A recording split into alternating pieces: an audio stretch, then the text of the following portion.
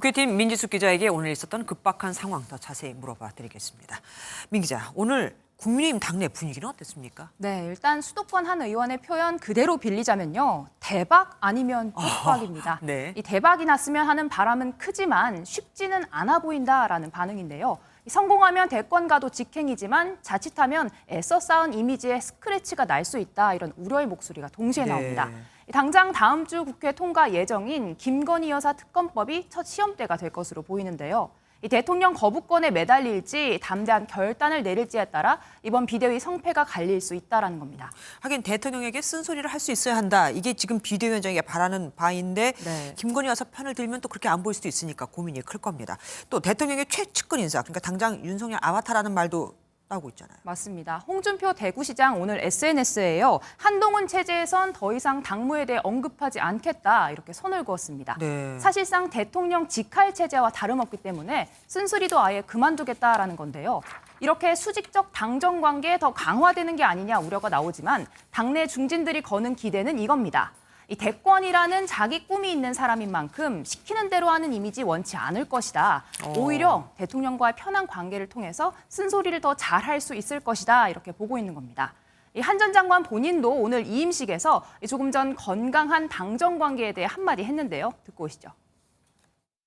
대통령이든 여당이든 정부든 모두 헌법과 법률의 범위 내에서 국민을 위해서 일하고 협력해야 하는 그런 기관입니다.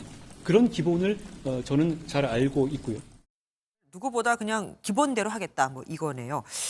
당내에서는 당장 공천 학살 이야기도 나올 수밖에 없습니다. 네, 이 한동훈 비대위가 넘어야 할 두 번째 과제, 국민 눈높이에 맞는 혁신 공천입니다. 한 전 장관 정치 경험이 없지만요, 그만큼 누구에게도 빚진 게 없다는 게 장점이기도 하죠. 네네. 당장 인요한 혁신이가 강력 추진했다가 실패했던 영남 중진 지도부 윤핵관 공천 배제 가능성이 점쳐지고 있습니다.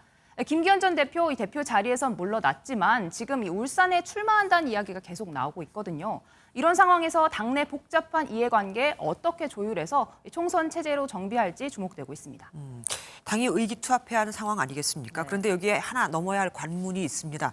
다음 주 수요일에 당장 이준석 신당이 예고되겠잖아요. 맞습니다. 이 당장 공천에서 배제된 인물들 이준석 신당으로 가는 게 아니냐, 이런 우려의 목소리가 나옵니다. 그래서 하태경 의원도 한 전 장관의 급한 숙제 가운데 하나로 이준석 전 대표와 유승민 전 의원 끌어안기를 꼽았습니다.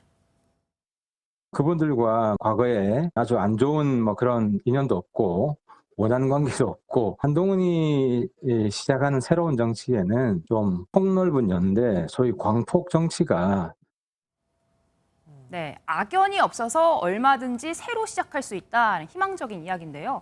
과연 한동훈 비대위가 대통령이 풀지 못했던 이준석 전 대표의 관계 회복으로 이 보수 대통합에 성공할 수 있을지 지켜봐야 할 대목입니다. 그러니까 이제는 비대위의 시간, 한동훈의 시간이 시작된 겁니다. 계속 취재 부탁드립니다. 지금까지 민지숙 기자와 함께했습니다. 안녕하세요, 김주하입니다. 공정하고 신속한 MBN 뉴스, 유튜브를 통해서도 만나보실 수 있습니다. 특히 더 많은 뉴스와 라이브를 보고 싶으시다면 오른쪽을 눌러서 구독하시면 됩니다. 어렵지 않죠? 빠르고 정확한 뉴스로 계속 찾아뵙겠습니다. MBN 뉴스를 시청해 주신 여러분 고맙습니다.